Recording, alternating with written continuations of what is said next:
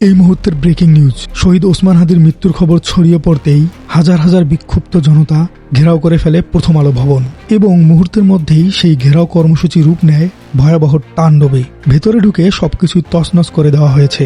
Server, computer room, news room সবকিছুর আর অস্তিত্ব নেই বললেই চলে। বিক্ষুব্ধ জনতা বলছে এটি কোনো পত্রিকা অফিস নয়, এটি সাংস্কৃতিক ফেসিবাদের কারখানা। তাদের অভিযোগ পরিষ্কার, এই পত্রিকা এবং এর দোসররা গত 15 বছর ধরে ভারতীয় বয়ান বা ইন্ডিয়ান ন্যারেটিভ প্রতিষ্ঠা করেছে।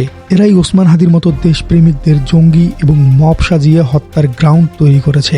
ঘটনাস্থল থেকে পাওয়া চিত্র দেখাচ্ছে যে হাজার হাজার মানুষ স্লোগান দিচ্ছে, দিল্লির দালালেরা হুঁশিয়ার সাবধান এবং হাদির রক্ত বিছা যেতে দেব না। রাতের বেলা ছাত্ররা ব্যারিকেড ভেঙে প্রগতি ইন্স্যুরেন্স ভবনে অর্থাৎ প্রথম আলোর অফিসে ঢুকে পড়ে। ভেতরে ঢুকে তারা আসবাবপত্র, কাঁচ এবং ইলেকট্রনিক সহ সব যন্ত্রপাতি ভেঙে গুড়িয়ে দেয়। এরপর ভবনের আশেপাশে আগুন ধরিয়ে দেয়। কালো ধোঁয়ায় ঢেকে গেছে পুরো এলাকা। ফায়ার সার্ভিস আসার চেষ্টা করলেও জনতার বাধার মুখে পিছু হাঁটতে বাধ্য হয়েছে তারা। জনতার এই রুদ্রমূর্তি বলে দিচ্ছে এটি কোনো সাধারণ ভাঙচুর নয়, এটি গত 15 বছরে জমে থাকা ক্ষোভের বিস্ফোরণ।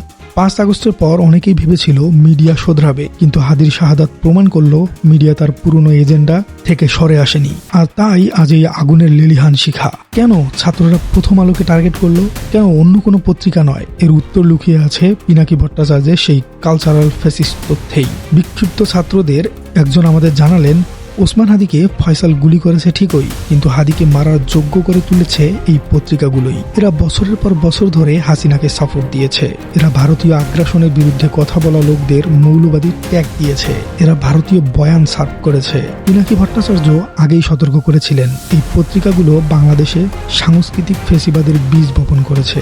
এরা বুদ্ধিভিত্তিক সন্ত্রাসের মাধ্যমে এমন এক সমাজ তৈরি করেছে যেখানে ওসমান হাদির মতো বিপ্লবীদের মৃত্যু তাদের কাছে কোনো বড় নিউজই মনে হয় না। আমজনতা সেই বুদ্ধিভিত্তিক সন্ত্রাসীদের ডেরায় আঘাত এনেছে। তারা বলছে ফয়সালের বন্দুকের চেয়ে এই পত্রিকার কলম বেশি ভয়ঙ্কর ছিল। প্রথম আলোর অফিসে এই হামলা বাংলাদেশের মিডিয়া জগতের জন্য এক বিশাল অশনি সংকেত। জনতা বলছে তারা আর কোনো ইন্ডিয়ান পাপেট মিডিয়া বা ভারতীয় পুতুল মিডিয়া বাংলাদেশে চলতে দিবে। প্রথম আলো যেভাবে 5 আগস্টের আন্দোলনকে বিভিন্ন খাতে নেওয়ার চেষ্টা করেছিল, যেভাবে তারা ওসমান হাদির আন্দোলনকে উগ্রবাদ হিসেবে দেখানোর চেষ্টা করত, তারই চূড়ান্ত জবাব আজ তারা পেল।